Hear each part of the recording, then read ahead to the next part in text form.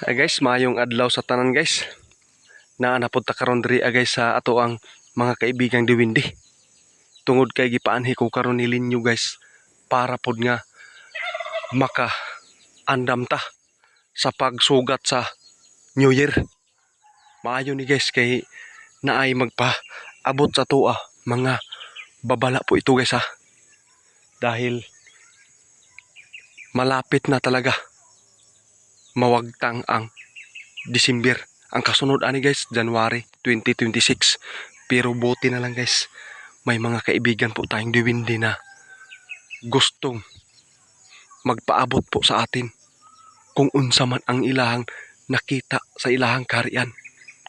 Karon guys, ang ato ang makaistorya si Linyo. Kaibigan? Kumusta po kaibigan? Salamat Linyo ha.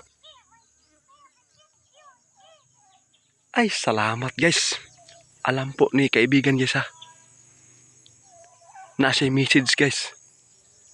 Happy ba daw ang atong Merry Christmas?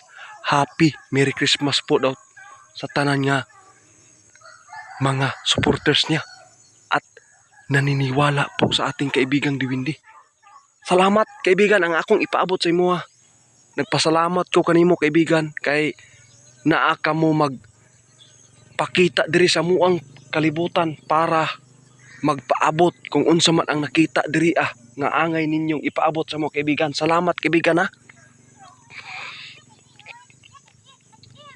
Oo kaibigan, pero unsa man kini imong mga babala karon kaibigan kay hapit naman yun mawagtang ang December 27 naman mi karon kaibigan.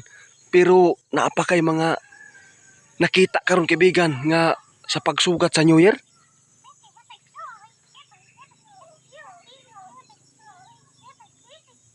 Tinuod ka, Linyo? Guys, sa kabutihan po ng ating mga kaibigang diwindi guys, si Linyo nagsasabi po ngayon guys, dapat mag-ingat po ang lahat sa nagbabiyahe po ngayon.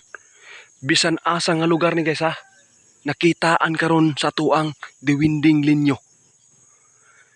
Sa tanan muuli ay bisan asa nga gikan ni guys nga pagbiyahe, mag-amping yun. Tungod kay nakita karon sa ato ang kaibigang diwinding nga si Linyo nga grabing mga disgrasya sa highway. Diyos ko naman kaibigan. Mao ni sakit guys. Dapat yun hugot bakos ang pag-ampo para makalatas ta sa ato ang pagbiyahe padulong sa ato ang mga pamilya.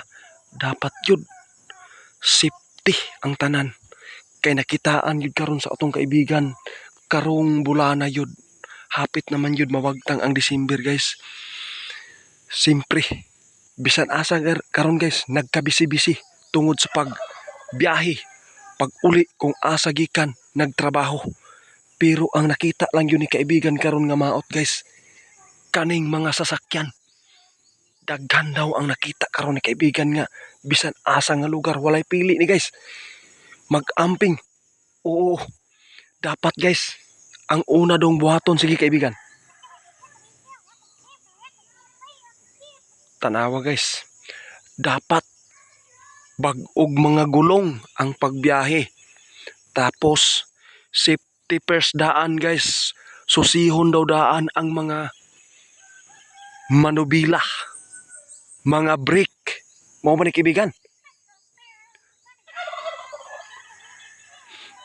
Ang gipanawagan karon guys, ang babala ni kaibigang Linyo, ang kaning mga driver gyud ang dapat gyud mag safety. Kung namasahero man daw mo manginaot sa kaibigan, tan-awa daw daan ninyo before daw mo magmaniho. Isiptin nyo daan.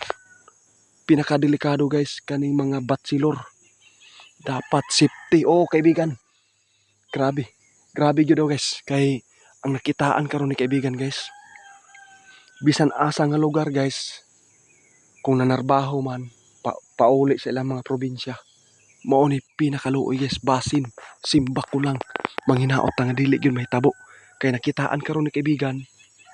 Daghag mga disgrasya karon sa highway. Tungod sa pagsugat sa New Year guys. Tanan tao karon nangandam. Bisan kami guys. Mula kami para pod nga naami ihanda. Pero ang pinakasakit niya anak guys.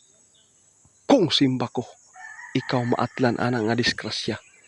Manghinaot ta guys nga magminampingon ta sa pagbiyahe ug hugot bakos ang atoang pag-ampo. Mao ni pinaka-safety gyud kaibigan no. Tama gyud, walay laing gisaligan nato guys. Wala tay daing sampiton kundi ang Ginoo lamang. Salamat sa imong mga pagpahibalo karon kaibigan nga babala nimo kaibigan nga mag-amping ang lahat.